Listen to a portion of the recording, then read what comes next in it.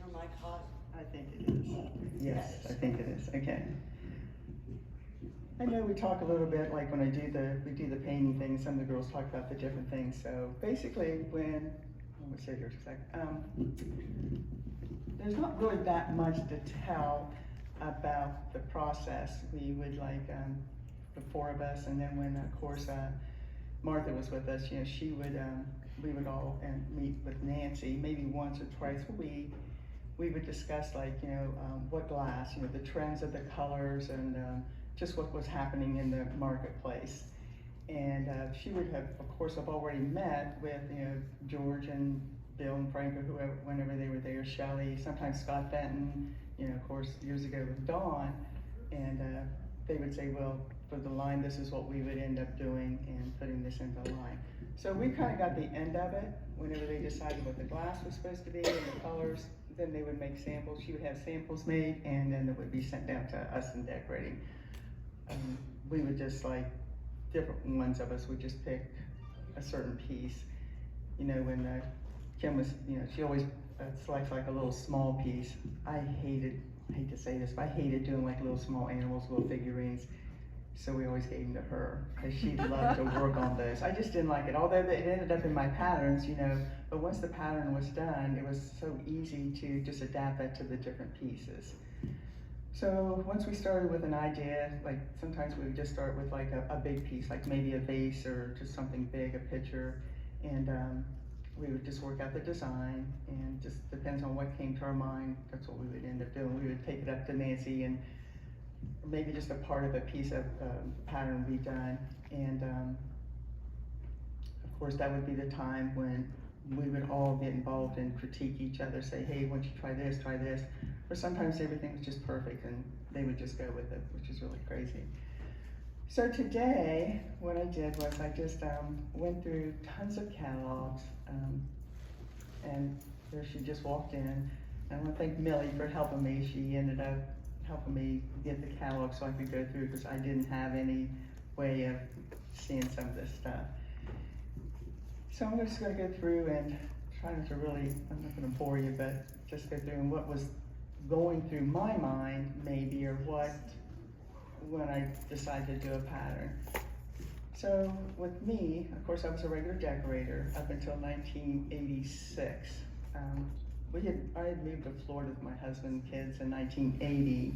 So we stayed there for 4 years and ended up coming back. So I got back on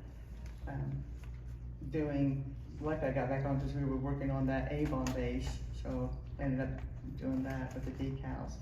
But then 2 years later, they needed some help. There was just Linda Everson and Diane Johnson. And they were the two designers and trainers at the time. Well, Diane actually had gotten pregnant with her first child and did not really want to go out to the decorating department and train. So they asked me if I would come over and help them learn the patterns, and they would let them train the decorators. So that's all I ever thought I was going to do, was just do training. But then a couple years later, it kind of started snowballing. So my first, let me get this up here. The first thing I just wanted to show you, this started in 1988. They finally decided to give me a project to do, and we're just going to work on regular line right now. So these are called botanical bells. I don't know if anybody remembers these or not. These are back in 1980. And Nancy gave me this project, and she said, we'd like to start a bell collection. We did a lot of bell medley and things like that, but so I had to do a lot of research just to find the different, I'm going to say these are herbs or whatever, and try to make a nice assortment out of it. So this was my very first project back in 1988. Again, I've worked on a lot of bell medley and just things like that, so I really didn't pull up all those. The first thing that I did was, not the first thing, this was back in 1993, so this is a big skip in time, but this was on cranberry. I just love my favorite is the glass that just is real clear and not opaque, so the cranberry was here, and I don't know why I put pansies on it, just I always liked pansies, like their little faces and what they look like. So this was a new one that we kind of tried. I decided to put gold. I painted gold days or pansies on the glass first, and then I fired it because I knew, you know, I couldn't paint right over top of the gold, and then I ended up just doing the pansies on that. So anyway, we had to make a decal. So the decorators would apply the decal, get it fired, and then, you know, come back and paint over top of it. And then this was the next one, not the next one, but another one that I did. This was done in 1995, and this is called Golden Flax on Cobalt.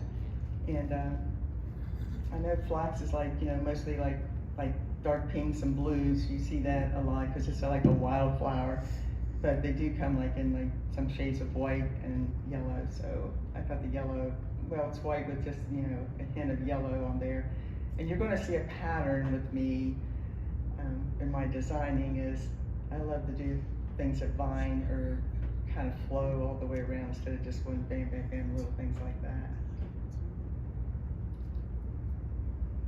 So this one is called Vining Garden, and we did this one for many years. It actually started out that we always use like flat brushes with the paint. That's what Louise, you know, started us on. It was like a square brush. So Nancy had these two gentlemen come from someplace, I'm not really sure at this time, I still remember it happening, and I was just in the training stage again, and they said they were bringing us a new method of paintbrushes, and these were round brushes, which we called them round, which they were pointed brushes, and to do this style of painting, which we'd always, you know, maybe did this, but we used the flat brush and we'd have to turn it sideways, you know, to get like the round kind of look on it. So I still remember Linda Everson, she didn't want to have anything to do with it. She didn't want to work with them or anything, so I did. And I think I immediately fell in love with the round brushes, and I used a lot of that round brush in my patterns. So you see here Vining Garden, we did it mostly in sea mist, and this is was supposed to be like a clematis that I did, a stylized one. And then the thistle, which we only did like 3 pieces. I think it was in 1995, but this actually was, this picture was actually a Don Fenton signature piece. And it was done on this, what is that called? Oh, thistle, because it has the cranberry top to it. Feta. Yeah. Feta. No, that isn't. They call it thistle. The glass color, right? Mulberry, is that what you're trying to think of? Pardon? Mulberry, is that what you're trying to think of? No, this was called thistle. The color was called thistle. They didn't make it very much because they said even back years and years ago they had a hard time with this color. Anyway, there was only 3 pieces done in this pattern back then. It was in '95. This is just this was like a whole series that I did.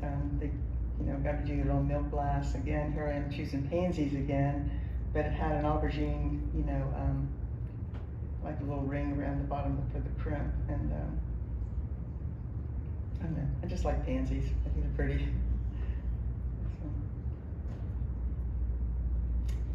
So this one was called Sweetbriar on like plum overlay. But Sweetbriar is actually like a wild rose, and I would walk my dogs down my road all the time, and I would see these growing on the hillside, these little wild roses, and I thought, these are really cute. Forget-me-nots, there are forget-me-nots in there. That's just something, I always like forget-me-nots too, so I do include those in a lot of my patterns in different colors, but this is another series line. This is Rose Garden. This was done in 1994. This one just about did me in with the designing process.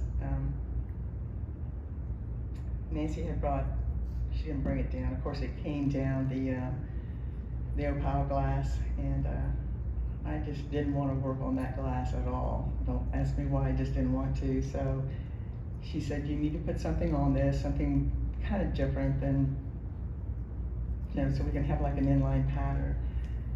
And again, I think I put this one off for like several days and just kept putting it off and putting it off, and I said, I'm just not gonna do it. And I was hoping the other girl, which was Linda, I was hoping she would do it. She wasn't gonna do it either. I think she's working on another thing, so. I remember Nancy coming down, I still remember that, her coming down and she's saying, I need something on this and I need it now, and I'm gonna give you like just a couple more days. So I got to working on it, and it was one of our most popular patterns. We did that for several years. She can, the little picture beside it up there, it's just like, I don't know what year that was, but we did it on a lot of different pieces, and it just stayed in the line for a long time. So it was well worth the little bit of problems that I had with it, but I think it turned out really nice. And a lot of the girls love painting that because it's so simple. This is my favorite pattern of all time. I love the glass. It was on, this is on royal purple here. Again, I like really clear glass, so I like to choose that whenever it would come down, you know, the line. This is called Colonial scroll, and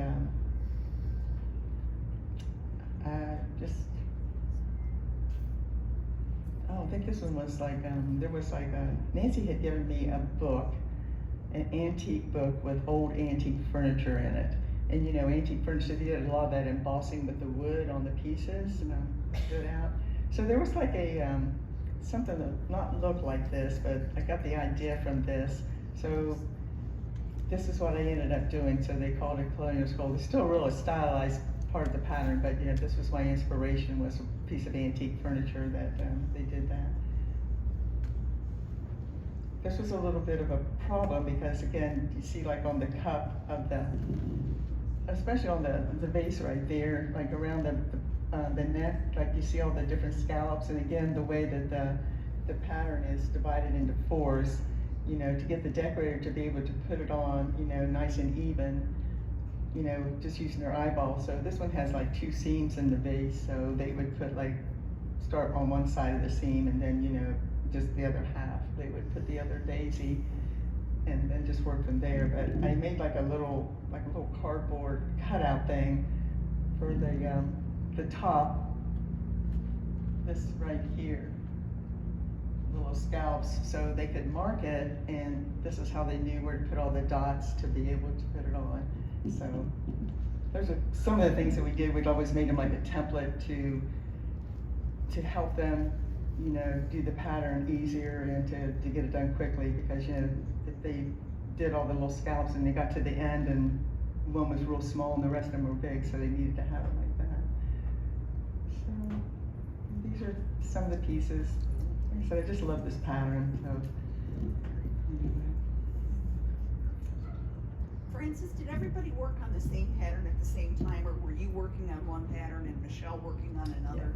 Yeah. No, we only, like just me, I would pick the glass and I would, you know, do the pattern, and then they would work on something different. Just like we all worked on something different.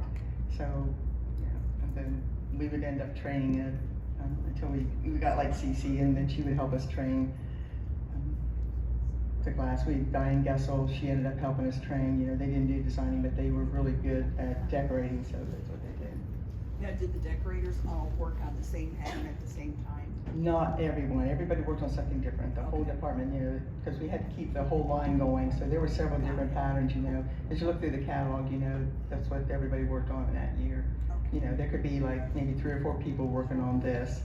And then, you know, sometimes we would pick the decorator that we wanted to work on our pattern because we knew their style.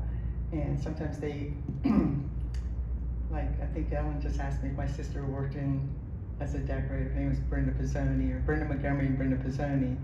And she worked on this pattern because she was not real precise, but, you know, I wanted that daisy to have on the edge, I wanted the two on the outside, the petals to be longer, and then as they go around, because I wanted it to be an oblong like that. And, so there's a couple other girls that did it, because I knew they would stay within the pattern. The same with the other girls. They, you know, they had favorites too, who they liked to work on. It's a fight sometimes, but we made it through. This is called Baroque on Sunset. This one is on Sunset Stretch. And this was, again, another book that Nancy had. She always had all these reference books. And this one was by, another book called Pickford China, and they made a lot of china. But this wasn't the pattern. When she would give it to us, there'd be all these little pictures, and actually I had to get magnifying glass just to see what she was seeing on the little pieces. So what I still remember, looking at this one, and this was on like a little cup, and it wasn't this is an orchid. I was trying to do a stylized orchid here, but the leaves on whatever it was, I still remember the leaves all being different variegated colors of leaves. So that's what really drew my attention to this. I thought, oh, this would be kind of cool to do this, and I ended up putting the orchid on it. But again, there it is, that flowy thing. That's just what I did. But they did it on Sunset, and we also did it on Sunset Overlay at the same time. So those are the pieces right there. It wasn't in the line very long. I know Cece Hardman, I think everybody knows her, but she keeps telling me, she said this is her most favorite pattern that she ever got to work on. So that's a pretty good compliment coming from her. So there was a time when Nancy felt like, we needed to start touching on a younger generation, so because the glass is kind of old fashioned. So this was the start. We did, I think, maybe 1 year of this, and it was called Horizons. And we were trying to make glass and designs, for a new generation that was coming up. Well, this was my piece that I got to do. There were several other pieces, if you guys check out the catalog. But this was actually, we went to Atlanta. Nancy would take us to Atlanta with her to the trade shows. And in the hotel lobby, this wallpaper, they weren't quite like this, but they had like these little flowers, like little puffy flowers all over the wallpaper. And she said, isn't that look really neat, like that? And she said, do you think you can do something with that? And again, we weren't allowed to take pictures or anything like that when we went, so we didn't carry a camera, and of course we didn't have our phones at the time like that, but we were allowed to sketch things in little books. So that's what I did, kind of just sketch what I saw. But it ended up, with this, something very, very simple. The other pieces, if you look in the Horizons, they're very simple and clean too. So that's what we were trying to just touch on that, the new generation there. So I'm going to switch to Connoisseur, which was mostly what I ended up working on all these years, for many years that I worked there. So this in 1990, I'm going to go back. This was for the 85th anniversary. I wasn't into the design part yet because that wasn't part of my job yet. So I was just still, training. But the seam pattern that you see, the first one right here, that's an old pattern. That was an old pattern that Louise did. And so that was actually 1990, that was actually the year that I was there by myself just starting in designing, because Linda Everson decided she was out. So they left me there by myself, and I didn't know what the heck I was doing. But anyway, since I worked with Louise, I don't know, I'm thinking it was Bill that, said, give it to her, let her try to recreate that. So that's what I did, just cleaned it up a little bit, and these are the two pieces that I ended up coming with, doing that, like I said, the seam pattern. Again, they didn't do a Connoisseur line that year. They just used, it was all Burmese, since Burmese is like, I think one of the better colors that Fenton produced, and it was like, they're known for Burmese, and so that's what they offered. There's quite a few pieces. The little vase there, and all these pieces that were in that, during that year, all these pieces were blown. None of them were pressed, they were all blown pieces. So even the little vase right there, of course I was real familiar with roses, and the Louise style roses, so I ended up putting roses on that. So I didn't have any inspiration, but that's what they kind of told me to do, so I did that. This is the first year we had Favrene, and of course the base was the only piece that came down was the base. Well, Martha we brought Martha over and she started working with us. What was this? This was in 90, I forget what it was. Go back a second. This is 1990, that same little year. But so this would be like for the next year.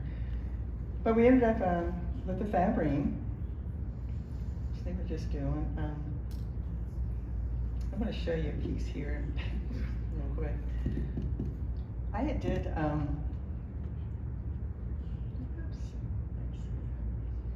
so I found some old paints that the paint company had sent us, and these were metallic paints. And I would like just kind of mess around. This is like before I started on this piece right here. So each year they would take, Fens would take pieces to what they would call SGCD, which is Society of Glass and Ceramic Decorators. It's a big group that's all over the country, and we would take pieces of glass and then in different categories. Well, I had bought this piece, this black vase, in the gift shop, and I found those paints, which they were really hard to work with, but I ended up taking off this pattern right here, and just ended up, I sprayed all this on here, you know, as I did that, and then I cut out, I worked out all these little details on there. Do you want me to take it, bring it down where everybody can see? I will, or whatever, I can put it down there later, but anyway, so this is the coolest thing. I'm going to show you this. This is the first and anytime ever, they ended up putting a piece of Fenton on the front of this cover, and it's never been on it before. So, yeah, they ended up sending me, I don't know how many different pieces of this magazine, but I was excited. Ended up getting an award for it, but so, yeah, that's pretty cool. So that was a personal piece of mine. So, yeah. So anyway, that kind of started with the metallic paints, but they just were so old, we couldn't work with them. So again, at that time, you know, got hold of the company and asked them, did they have any metallic paints or anything like that? They did, but everything was in powder form at the time. These were made up. So this vase right here, the Favrene vase, that's what I did with this. What I did was I drew out the pattern and had it turned in to make a decal. Actually, this is my original piece. I've hide everything. This is my original piece that I did. So I was able to buy this piece. So this is all done by hand. I ended up painting the gold underneath of it, you know, before, because, you know, we weren't sure if it was going to go in the line. So that year, Martha did one too. So we both ended up with a piece. You know, they used two of these vases. So I painted the gold underneath, and then you're going to be able to fill it. You know, I'll let you touch it here in a little bit. But I ended up stippling everything. It wasn't like just a brush painting. I ended up stippling all this because the metallic, it was kind of like almost like a dry type of paint because it was a powder. I couldn't get it to do anything else. So I love the effect of this. I got ahead of myself here for a second. This was the other piece. I did this piece first. This is an egg that I bought in the gift shop too, a black egg, and I bought the base. So this was my first try at doing this, so I knew it was going to work. And I think when Nancy did see it, she said she really liked it. So that's how I ended up doing this one. This one turned out better than on the black because I had to paint the gold underneath of it. That's a personal piece too. But the good thing about this, I don't know, like a perfume bottle company actually saw, I think it was this piece right here. And we ended up getting a huge order to do little perfume bottles for a company. We did them in like a pink, a light pink, a teal, and like a lilac color. And what they wanted this effect, this textured effect like this. So we couldn't have them do like the decorators, you know, stipple every one of those little perfume bottles. They were really little, and then some of them were like tall, little. They weren't very big. I don't even know who the perfume company was. So we ended up making a spray out of it, and we had to end up getting special spray guns. We couldn't use our regular airbrush guns. We had to get airbrush guns like the automotive people use. So it was pretty big because it would allow the paint to come out fast and like almost splatter it, kind of like to get the texture. tons of those.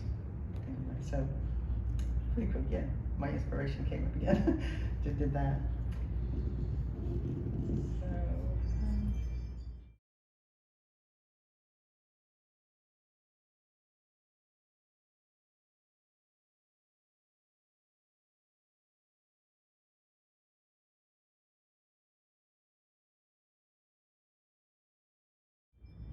This next piece, this was done in 1992, and this was actually custard glass with a metallic luster that they applied, of course, you know, the luster in iridescent hot metal. And lots of times we're going through research books, that's how, or just magazines, books, and all kinds of books. We had all tons of books downstairs, like, you know, with ideas and stuff. And this was like a book that I think just had like drawings of things, you know, and like sketches, and I actually saw it was like some kind of a weight.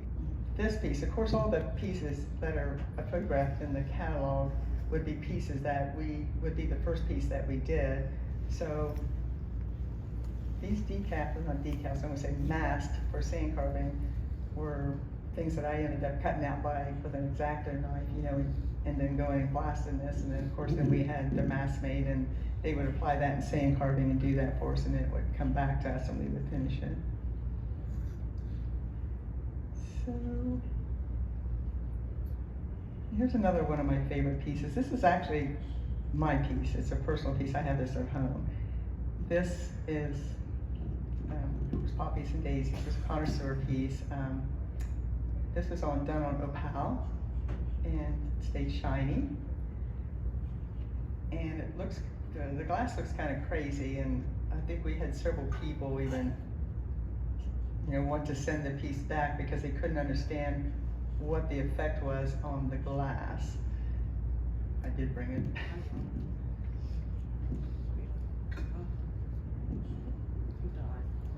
So here's the piece, and it would depend on the person who was doing the spraying. So this is luster, you know, almost like the luster they would put out in hot metals, but this was like a spray luster, and you would spray the whole piece with the luster, and then there was another spray that would spray over top of that, and it took the first luster and it started pulling it apart to get like the marbleized effect. So I brought this piece. This is mine again, you know, but yeah. The only time we ever used it because it was too hard to work with, and we just didn't work with lusters. They had such a smell. It, yeah, it was pretty bad, but you know, I loved it. So this was actually fired 3 times. Because the luster had to be fired on one time, then it would come back, the decorator would put the pattern on, and then of course put the white on the outside for the gold on the lid, and then it would have to have the gold applied, and then refired again. So it went through 3 firings on this piece right there.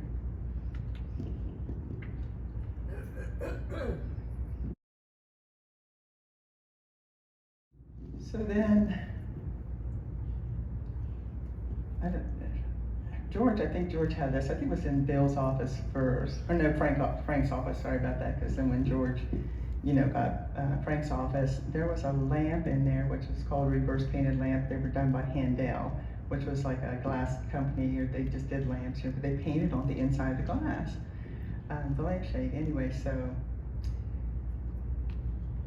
Nancy wanted reverse painted lamps. So this was the very first lamp that we did, and she gave it to me to do, and she gave me the book to research through the book to say, you know, what the technique was. And again, you're painting completely on the inside, so it's kind of not crazy, but you know, you have to paint down here and what happened up here and around the thing like that. So I ended up just doing a scene. And I remember she was Bev Cumberledge at the time, Bev Haybev now, but I gave it to her because she loved to do scenes, and she about killed me. But once you get started on it, you can figure out and say, oh, this goes, but it was kind of easy, you know, because like I said, everything is painted on the inside. So again, I have this lamp, I don't know where it's at. I mean, I think it's packed away, so. And these were two other pieces I did for the Connoisseur line. The Burmese picture. I always like painting on Burmese. I love Burmese, and whenever I come down, I usually chose to do it. So I put these are called cabbage roses that we did, and I remember when I was a kid, my grandmother had this painting by a local artist, and it had a picture, and there were these white roses, and I always wanted that picture, but I don't ever know what happened to it, but that always stayed on my mind about that picture with the picture with the white roses.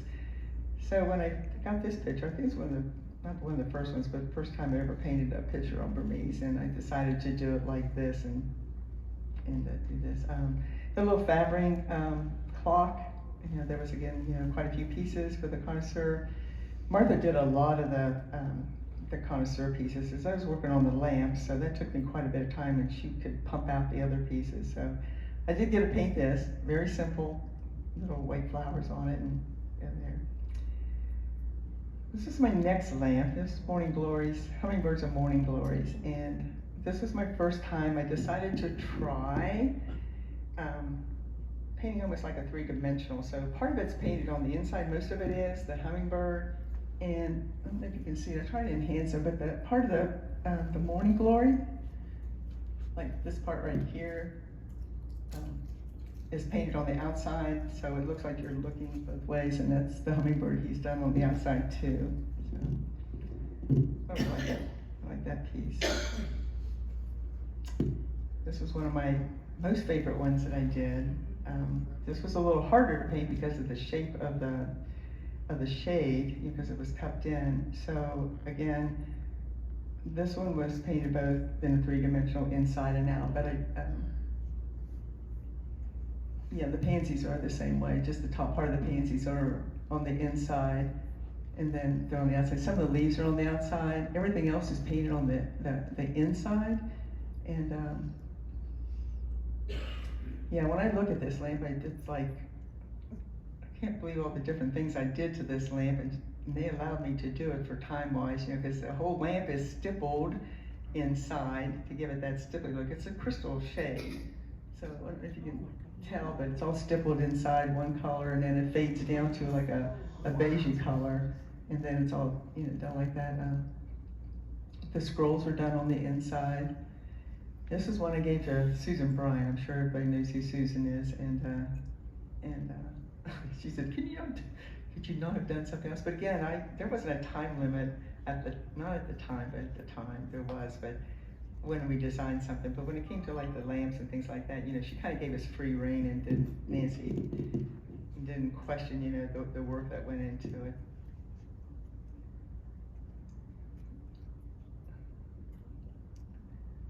This lamp right here was it done for the person?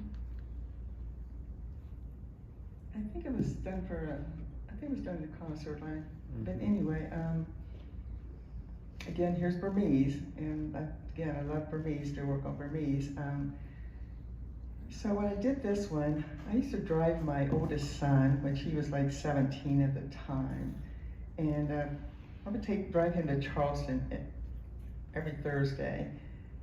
He was taking modeling lessons down there, so I would drive him down there, and they call it daybreak. Again, we had no choice in what we called the pieces. You know, that was done sometimes by Jim Mazzell, and they would put the names of the pattern on there.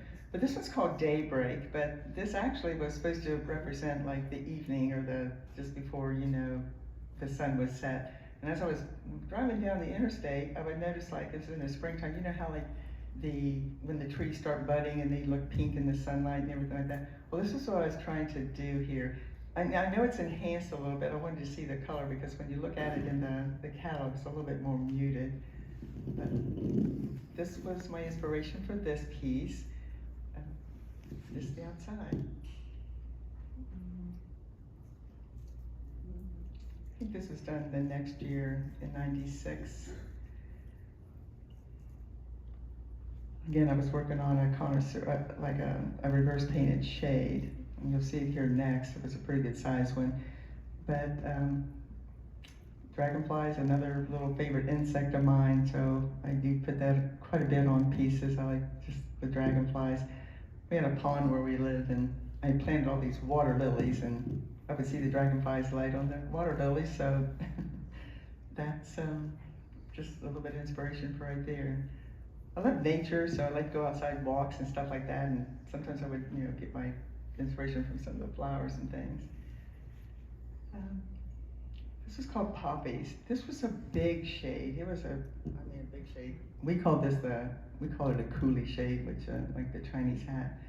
And so this was really tough to work on. We had to make a special jig just so the decorator could, hold it on their desk because it was so big. And I actually had Dan Anderson painted most of them for me because he could handle the size of the lamp.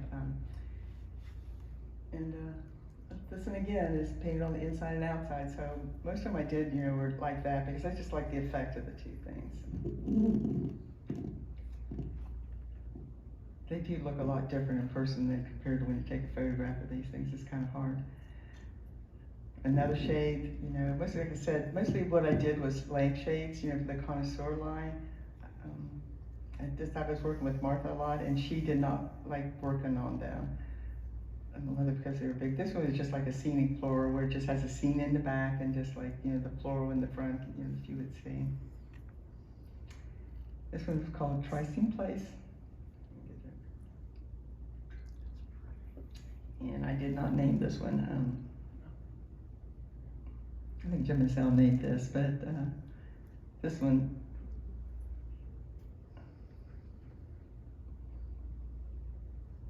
yeah, it's painted on the inside and outside.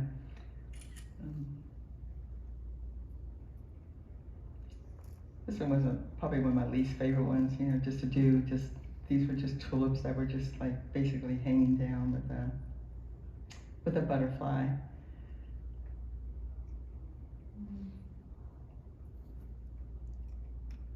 Then another Connoisseur piece, here it is again, Burmese.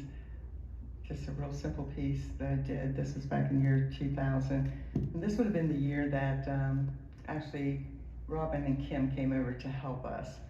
So that is, like I noticed that, there wasn't that many pieces that I did or that many pieces that Martha did because we wanted to start sharing them with them. And they started doing pieces, Connoisseur pieces too, and just regular line pieces, which is really nice, that got them into it. They remember that. So this one was for, this is when they started the Centennial collection. And it started in the year 2000. And they were going to take us up to, was it 2000? Yeah, 2000, take us up to the year of the 100th anniversary. So there would be two Fentons that they would feature, and we would, not always, but this one was for Bill, his signature piece, and I got to do it again because I like Burmese and worked a lot with Bill, and so I ended up doing this piece. So this is a big poppy, and the other piece, of course, was a Frank Fenton piece, but it wasn't a paint; it was an e-pern that he had chosen for his. So each year that until the year 2000, that's two of the different Fentons had a piece, and other girls would paint something else for the other ones. I think this is, I'm going to say, is my very last piece that I did for the reverse painted, and then Martha decided she got into it, so she started doing some pieces too. So this was my last one. It's called Hummingbird Arbor, and we had to ended up making a decal for the hummingbird, which in that effect I had to think backwards too, because when I had to paint it, the last color that I put on was white. So it's almost like what Chris does when she sand carves. She says she thinks backwards, so I had to, put like the outline first and then paint the next, until it got like that.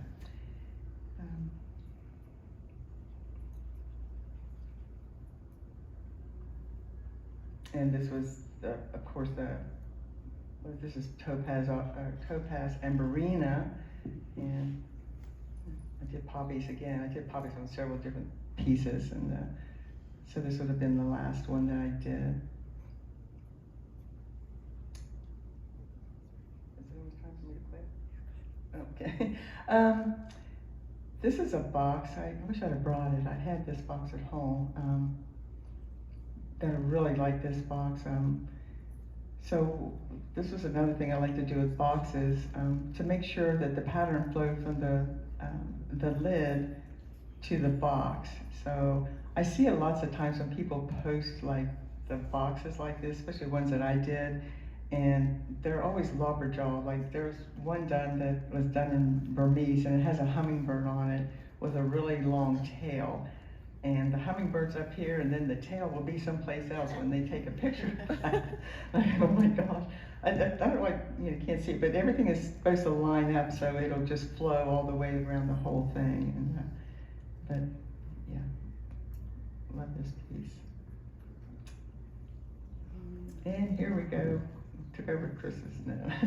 This hexagon vase came down in Favrene, of course. Butterflies were another thing that I really liked. This is a stylized butterfly. I had a book that had a lot of stylized things in it, and there were a couple like butterflies and insects that get real stylized when they do these artwork.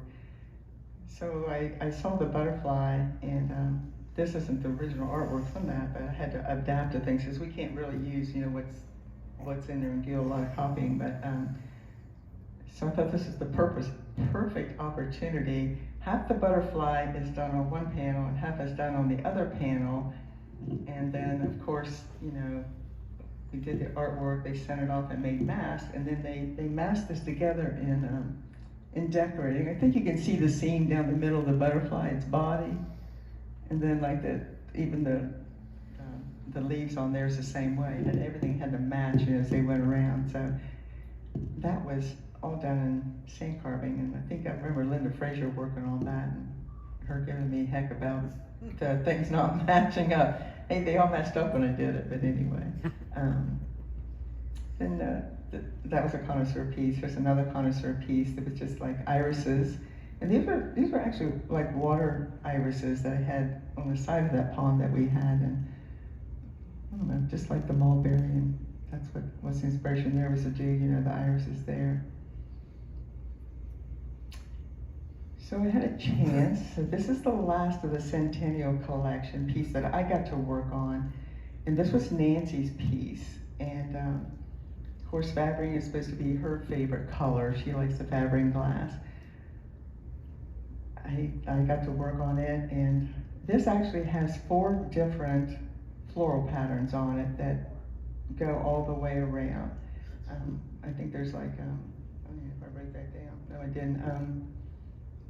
There's like a dahlia on it, there's a lily on it, there's like a chrysanthemum and something else, I'm not sure exactly what it is.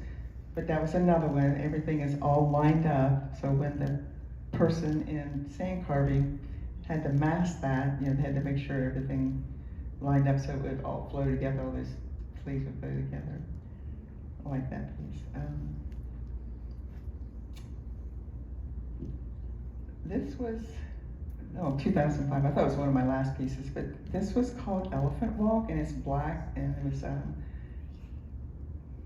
don't know what that is, marigold iridescent, I think, and hot metal. This actually isn't, this is the only one I have that, I think somebody had asked me, or asked us, is the first piece always, selected? Well, this definitely wasn't. So that's the end result right there. So I have it. So this is the first design I did. I know it doesn't show up very well. I don't think it's not armoralled. I like when the glass just looks flat. So, but I've had this one for a long time. I went ahead and bought this piece, but these are the way the elephants looked. At first, you guys can see it when you come up, but I wanted it to have like almost like that African look, and so I went researching for like their motifs that they did. So with elephants, I ended up, when I did the elephants, and I took it, put it on the computer, I actually stretched the elephants in the artwork, so I wanted them to be kind of tall. And so that's what I did there. That's all cut out by hand too.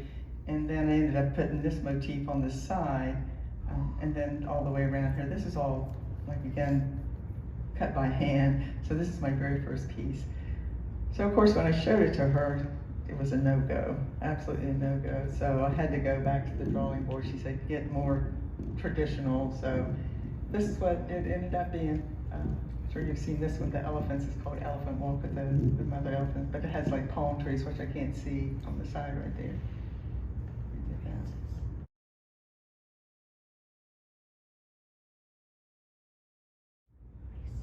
Okay, I just have a few more pieces. Okay.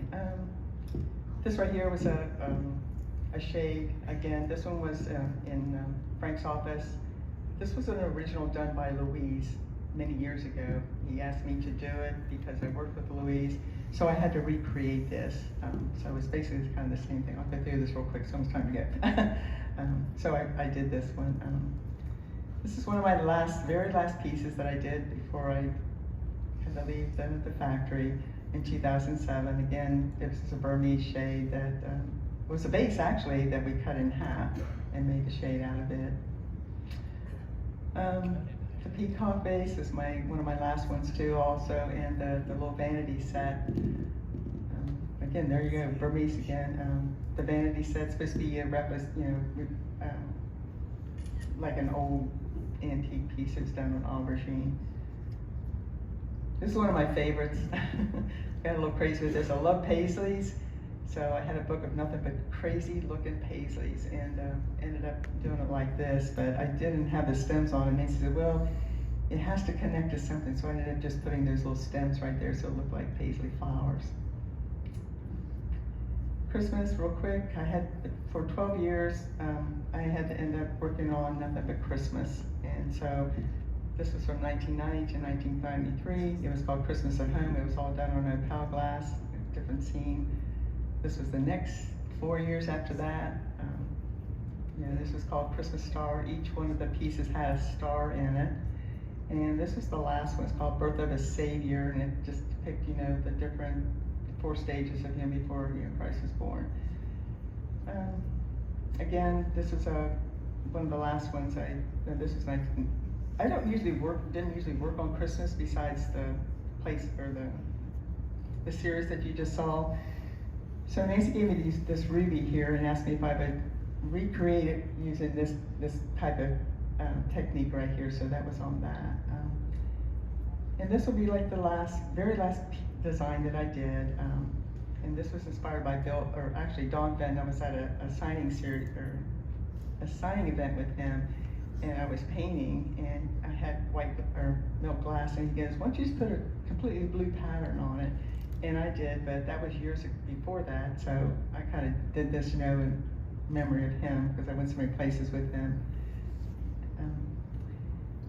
And then, like I said, I don't work on very many little pieces, but Nancy asked me, she said, will you do the nativity? Because Martha always did the nativity, and she was no longer there. So I did the nativity, and it's like the last thing I did before I had to leave. And I did all these, but these were sprayed with a metallic bronze. I know you can't see it here, but the spray was supposed to be really light so they were looking antique looking. I'm going to go through this real quick. We had a thing called Designer Series, which we did designer bells.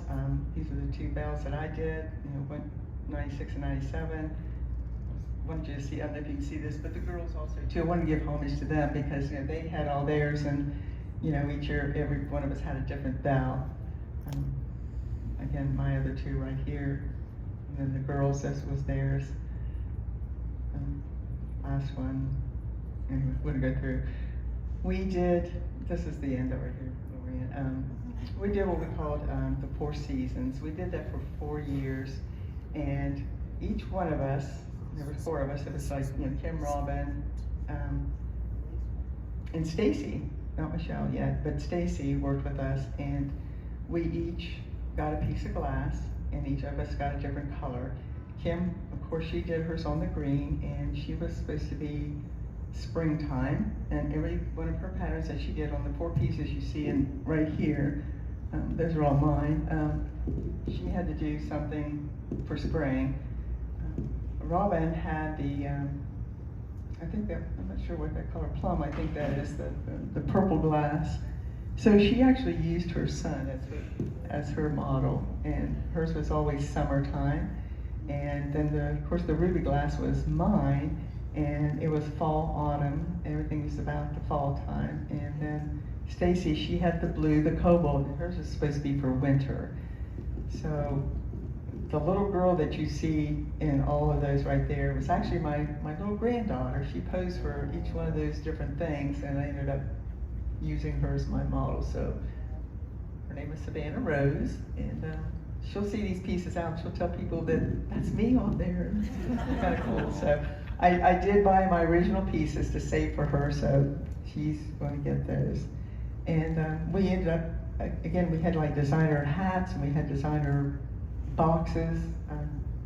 There were too many things to put up there, but I did like this series right here. This was started it for us. So anyway, this is the end. But